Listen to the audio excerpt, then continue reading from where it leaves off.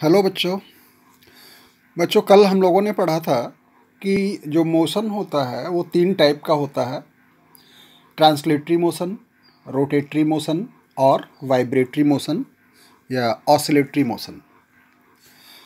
इसमें ट्रांसलेटरी में आपका एक लीनियर मोशन होता है। तो आप लोगों की जो कोर्स है, सिलेबस है 9th क्लास का, उसमें आपको केवल लीनियर मोशन पढ़ना है। बाकी और जो 2 टाइप के मोशन हैं वो आपको आगे चल कर के पढ़ाया जाएगा नेक्स्ट क्लासेस में। तो यहाँ पे जो है सबसे पहले आपको मिलेगा लीनियर मोशन।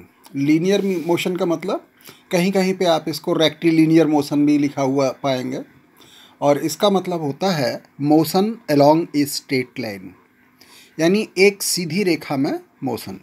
कोई बॉडी अगर स्ट्रेट लाइन में चलती है तो उसमें जो मूवमेंट होता है, उसमें जो मोशन होता है वो motion along a straight line होता है। इसमें अब हम लोग पढ़ने जा रहे हैं डिस्टेंस और displacement.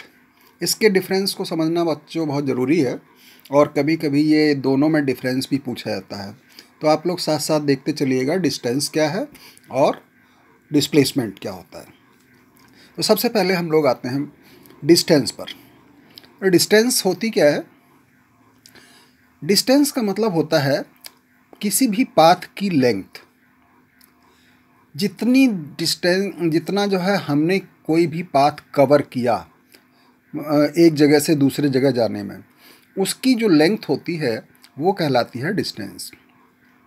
The actual path length travelled by an object is called distance. ठीक है बच्चों, ये जो है जैसे ये कोई बॉडी है, इस पॉइंट ए पर है, ठीक है, अभी ये रेस्ट पोजीशन पे है। जब ये यहाँ से स्टार्ट करेगी चलना, मूवमेंट जब इसका शुरू होगा, तो सपोज़ करो किसी पॉइंट बी पर ये पहुँच गई 10 मीटर चलने के बाद, तो ये यहाँ पे पहुँची, और उसके पहुँचने के बाद में 2 मीटर और चली तो ये पहुँच गई सी पॉइंट पर। तो इसने कुल कितनी लेंथ जो है कवर की? तो 10 मीटर तो ये है और 2 मीटर ये है, तो कुल कितना हो गया? 12 मीटर। तो ये जो 12 मीटर है, तो 12 मीटर क्या हुई? AC की लेंथ है, और इसी लेंथ को हम लोग बोलते हैं डिस्टेंस। ठीक है, डिस्टेंस जो है ये डायरेक्शन के ऊपर डिपेंड नहीं करती। एक चीज़ जान लीजिए, डिस्टेंस जो है डायरेक्शन से इसका कोई लेना देना नहीं है। जितनी लेंथ आप कवर करोगे, ट्रैवल करोगे, उतनी लेंथ डिस्टेंस कहलाती है। ठीक है, तो इसी वजह से ये जो है एक स्केलर क्वांटिटी हुई। तो distance is a scalar quantity. क्यों हुई? क्योंकि ये डायरेक्शन के ऊपर डिपेंड नहीं करती। It is always positive. Distance कभी जो है ना तो जीरो होगी ना निगेटिव होगी, ये हमेशा पॉजिटिव ही होगी। तो it is always positive. It can not be zero, ये जीरो नहीं हो सकती। It's SI unit is metre. इसका जो है इंटरनेशनल सिस्टम ऑफ यूनिट में जो पूरे वर्ल्ड के साइंटिस्ट लोगों ने मिल कर के एक सिस्टम बनाया था, उसको SI सिस्टम के नाम से जाना गया है। तो उस सिस्टम में लेंथ को मीटर में मेजर किया जाता है। ठीक है, तो यहाँ चूँकि डिस्टेंस क्या है, लेंथ ही तो है, तो इसको हम लोग मीटर में मेजर करते हैं। Distance is not depend on direction. ठीक है, ये बात तो समझ में आ गई होगी। तो स्केलर क्वांटिटी क्यों है? क्योंकि ये डायरेक्शन के ऊपर डिपेंड नहीं करती। जितना कोई भी बॉडी जितनी लेंथ चलेगी, जितनी लेंथ ट्रेवल करेगी, वो उसकी डिस्टेंस कहलाएगी। Now displacement. अब जरा इसमें डिफरेंस समझिए। The shortest distance between initial position and final position is called displacement. Initial position उस पोजीशन को कहते हैं जहाँ पे स्टार्टिंग में कोई भी बॉडी सिचुएटेड होती है, यानी कब जहाँ जिस पॉइंट पर कोई बॉडी मूवमेंट स्टार्ट करती है वो पॉइंट कहलाता है इनिशियल पॉइंट। और कोई भी बॉडी जहाँ पर पहुँचती है वो उसका लास्ट पॉइंट यानी फाइनल पोजीशन कहलाती है। ठीक है, तो इनिशियल पोजीशन और फाइनल पोजीशन के बीच की जो सबसे छोटी से छोटी डिस्टेंस होती है, सबसे छोटी छोटी लेंथ होती है, उस लेंथ को हम लोग बोलते हैं डिस्प्लेसमेंट। क्योंकि डिस्प्लेसमेंट जो है ये एक वेक्टर क्वांटिटी होती है। क्यों होती है? क्योंकि डिस्प्लेसमेंट जो है वो डायरेक्शन के ऊपर डिपेंड करती है, इसीलिए जो है इसको वेक्टर क्वांटिटी कहा गया है। ठीक है। और जैसा कि आपने इसमें देखा था कि डिस्टेंस जीरो नहीं हो सकती, तो डिस्प्लेसमेंट के साथ में ऐसा नहीं है। डिस्प्लेसमेंट में पॉजिटिव भी हो सकता है, नेगेटिव भी हो सकता है और जीरो भी हो सकता है। ठीक है। डिस्टेंस में केवल जीरो नहीं हो सकता। ठीक। It's SI unit is also metre. चूँकि ये भी एक लेंथ ही है, इसलिए इसकी यूनिट भी मीटर ही होगी। अब एक एग्जाम्पल से समझ लीजिए। जैसे ये पॉइंट ए है और कोई बॉडी यहाँ से स्टार्ट की चलना, तो सबसे पहले इस डायरेक्शन में गई। देखो बच्चों, डायरेक्शन जो है आप लोग मैप में बनाना जानते होंगे कि हमेशा कागज़ के ऊपर नॉर्थ ऊपर रहता है, साउथ नीचे रहता है, राइट साइड में ईस्ट होता है, वेस्ट साइड में ये लेफ्ट साइड में वेस्ट होता है। ठीक है। तो ये चार दिशाएं होती हैं और इन चारों के अलावा ये नॉर्थ है, ये ईस्ट है, इसके बीच का जो वो डायरेक्शन होगा वो नॉर्थ ईस्ट कहलाएगा। इसी तरीके से ये वेस्ट है और नॉर्थ है, नॉर्थ वेस्ट कहलाएगा। ये बीच वाला डायरेक्शन है, ये आपका साउथ वेस्ट हो जाएगा, ये हो जाएगा साउथ ईस्ट। ठीक। इसके अलावा कुछ डायरेक्शन आपने और भी सुने होंगे, जैसे जो ऊपर की तरफ डायरेक्शन होता है उसको बोलते हैं अपवर्ड डायरेक्शन, जो नीचे की तरफ डायरेक्शन होता है उसको डाउनवर्ड बोलते हैं, जो आगे की ओर होता है उसको फॉरवर्ड डायरेक्शन बोलते हैं, जो पीछे की ओर होता है उसको बैकवर्ड डायरेक्शन बोलते हैं। Is it clear? तो अब देखिए, जैसे हम बात कर रहे थे, एक बॉडी ए से स्टार्ट की चलना और बी पे पहुंची, तो ये ईस्ट डायरेक्शन में गई पहले तो, उसके बाद में यहाँ पे पहुँचने के बाद ये साउथ डायरेक्शन में नीचे चली आई, तो 10 मीटर इधर मूवमेंट हुआ उसका और 2 मीटर इधर हो गया। ठीक है। तो अब इसने टोटल पाथ कितना ट्रैवल किया? 10 + 2 हमेशा डिस्टेंस में ऐड हो जाता है, तो यानी इसकी जो लेंथ है, इसकी जो डिस्टेंस है वो तो 12 मीटर होगी ही, लेकिन इस बॉडी का इनिशियल पॉइंट है ए और फाइनल पॉइंट है सी।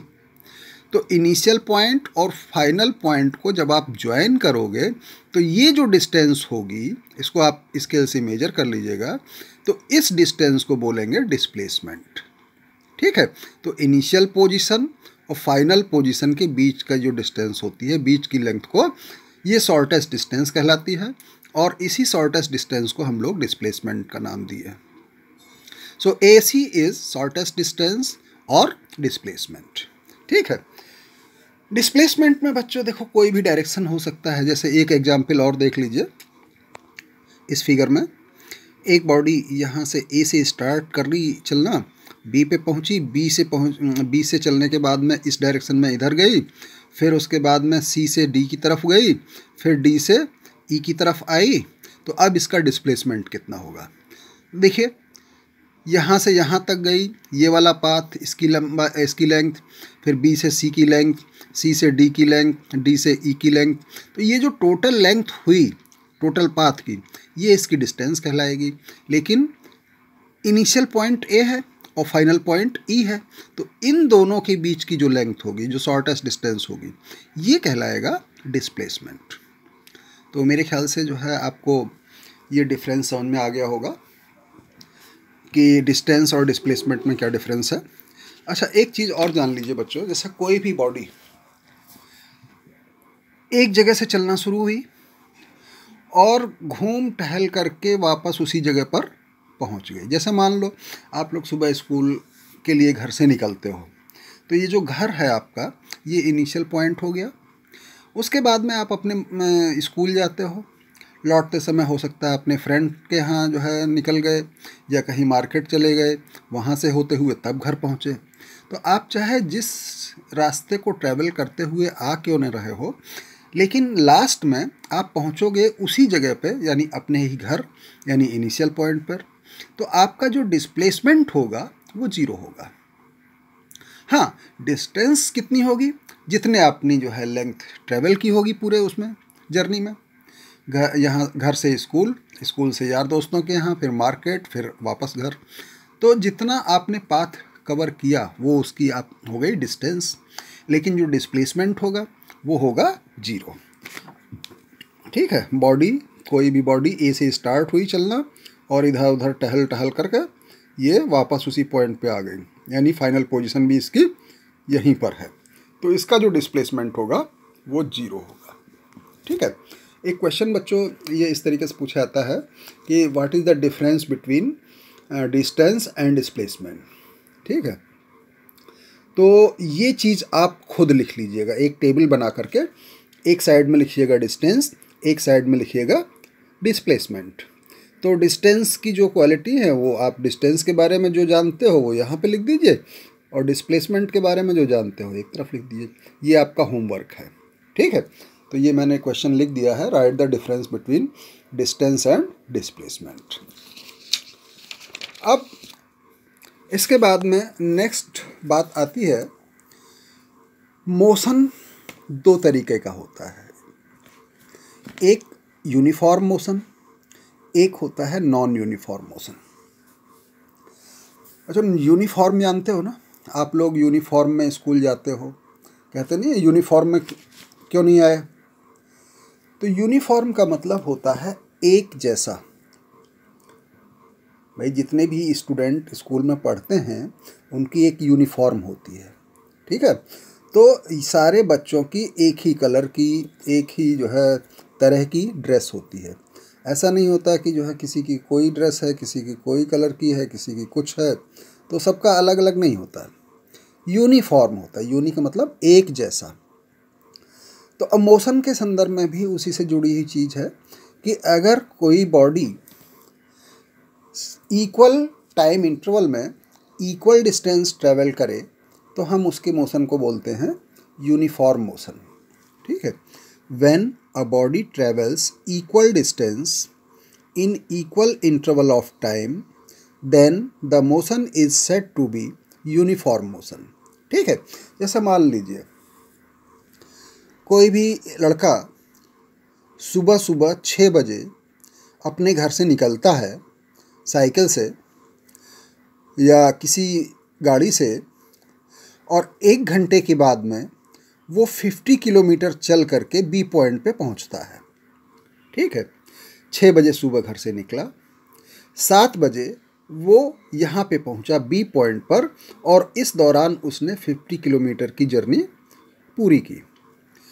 फिर उसके बाद में वो चलता है, तो 1 घंटे के बाद यानी 8 बजे फिर वो 50 किलोमीटर चलता है।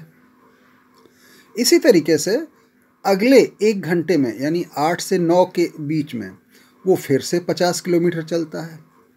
ठीक है, तो आप देख रहे होगे कि यहाँ पे हर टाइम कितना है, हर 1 घंटा, और हर घंटे में उसने इक्वल डिस्टेंस ट्रेवल की, यानी 1 घंटे में यहाँ 50 किलोमीटर, फिर दूसरे घंटे में फिर 50 किलोमीटर, तीसरे घंटे में फिर 50 किलोमीटर।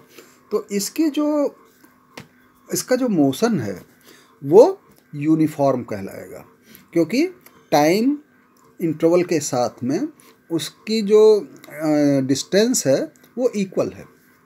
तो इस टाइप का जो मोशन होता है वो यूनिफॉर्म कहलाता है। अच्छा बच्चों, यूनिफॉर्म मोशन में टाइम, और ये टाइम है और ये डिस्टेंस है, तो इसके बीच में जब आप ग्राफ प्लॉट करोगे तो हमेशा एक स्ट्रेट लाइन मिलेगी। अगर किसी भी ग्राफ में, टाइम और डिस्टेंस ग्राफ में, अगर आपको ग्राफ एक स्ट्रेट लाइन के फॉर्म में मिलता है तो ये जो है रिप्रेजेंट करता है कि बॉडी का जो मूवमेंट है, बॉडी का जो मोशन है वो यूनिफॉर्म है। ठीक है, अब जैसे कोई भी लड़का 6 बजे तो यहाँ पे था, 6 बजे से 7 बजे तक इसने 50 किलोमीटर की डिस्टेंस ट्रेवल की, फिर 8 बजे फिर उसने ये 100 किलोमीटर पहुँच गया। भाई 50 ये और 50 ये 100 हो गया। फिर अगले 1 घंटे में इसने फिर 50 किलोमीटर ट्रेवल की, तो ये 150 किलोमीटर पूरी डिस्टेंस हो गई। तो ये जो ग्राफ जब आप प्लॉट करोगे तो ये स्ट्रेट लाइन के रूप में मिलेगा। तो जब कभी भी स्ट्रेट लाइन ग्राफ मिले तो आप समझ लीजिएगा कि ये बॉडी का मूवमेंट जो है, बॉडी का मोशन यूनिफॉर्म है। नॉन यूनिफॉर्म का मतलब क्या होता है? इसका उल्टा होता है। उसमें देखिए, जैसे मान लीजिए पहले शुरू में कोई भी लड़का 1 घंटे में 70 किलोमीटर गया, फिर अगले 1 घंटे में उसने 130 किलोमीटर जो है डिस्टेंस ट्रेवल की, फिर उसके बाद में नेक्स्ट 1 आवर में 90 किलोमीटर डिस्टेंस ट्रेवल की।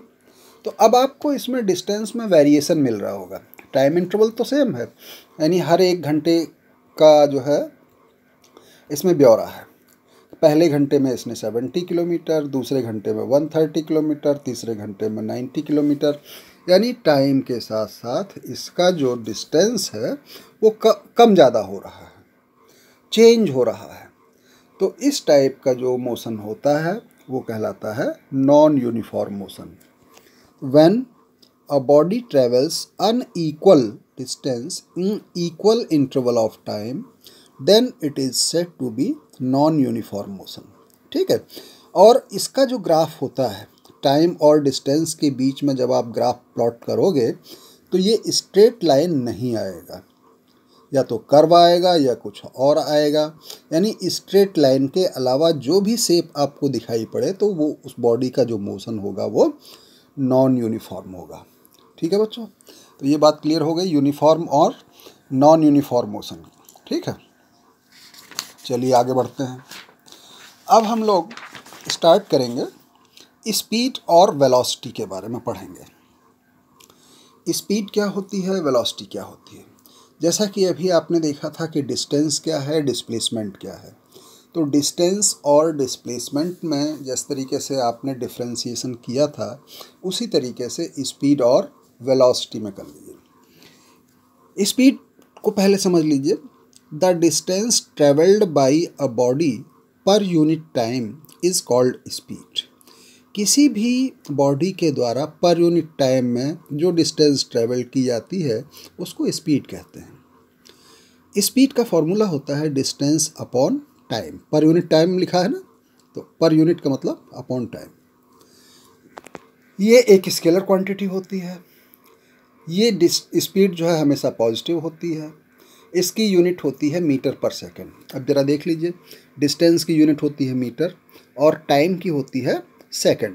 तो देखिए, जो एसआई सिस्टम में लेंथ को मीटर में, मास को किलोग्राम में, टाइम को सेकंड में, टेम्परेचर को केल्विन में, इलेक्ट्रिसिटी को एम्पियर में, अमाउंट ऑफ सब्सटेंस को मोल में, ल्यूमिनस इंटेंसिटी को कैंडेला में मेजर किया गया है। इसको याद रखिएगा, ये जो फंडामेंटल क्वांटिटीज़ हैं इसकी यूनिट क्या होती हैं सब ये याद रखिएगा, लिख लीजिएगा इसको कहीं पे और रोज़ रिवाइज करते रहिएगा। तो ये हो गया आपका मीटर अपॉन सेकेंड। तो इट्स यूनिट क्या हो जाएगी, इज़ मीटर पर सेकेंड। ठीक है, और एस को आप ऊपर ले जाइए तो हम इसको ऐसे भी लिखते हैं मीटर S-1 मीटर पर second.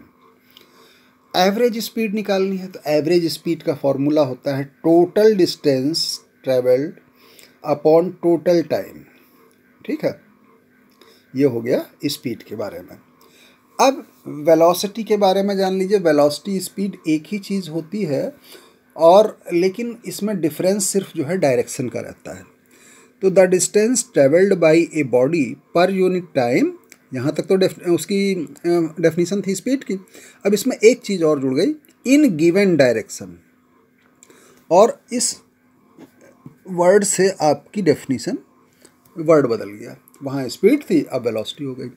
The distance travelled by a body per unit time in given direction is called velocity.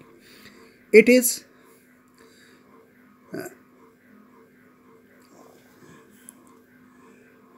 Speed with direction, यानी ये जो है स्पीड है डायरेक्शन के साथ में। तो डायरेक्शन और ये स्पीड और वेलोसिटी में कोई चेंज नहीं है, सेम है, लेकिन इसमें केवल डायरेक्शन और बढ़ जाता है। इसका फॉर्मूला क्या होता है, velocity equal to displacement upon time. वहाँ पर क्या था, डिस्टेंस अपॉन टाइम। ठीक है, तो यहाँ पे डायरेक्शन होने की वजह से ये डिस्प्लेसमेंट हो गया, क्योंकि displacement is the vector quantity. तो ये भी वेलोसिटी भी आपकी वेक्टर क्वांटिटी होगी। It can be positive, negative and zero. तो देखिए जो स्पीड होती है वो हमेशा पॉजिटिव होती है, लेकिन वेलोसिटी में ये डिफरेंस है कि ये पॉजिटिव हो सकती है, नेगेटिव भी हो सकती है और ज़ीरो भी हो सकती है। और एसआई यूनिट दोनों का सेम होगा, क्योंकि डिस्प्लेसमेंट क्या है, ये भी एक लेंथ है और लेंथ की यूनिट होती है मीटर, और टाइम की तो सेकंड होती है, तो मीटर पर सेकंड। एवरेज वेलोसिटी का फॉर्मूला लिख लिए, initial velocity plus final velocity upon number of velocities. यहाँ पे नंबर ऑफ वेलोसिटीज़ हैं, जैसे मान लीजिए वेलोसिटीज़ आपकी यहाँ पे इनिशियल है और फाइनल है, दो वेलोसिटी हैं, तो यहाँ पे 2 से डिवाइड हो गया।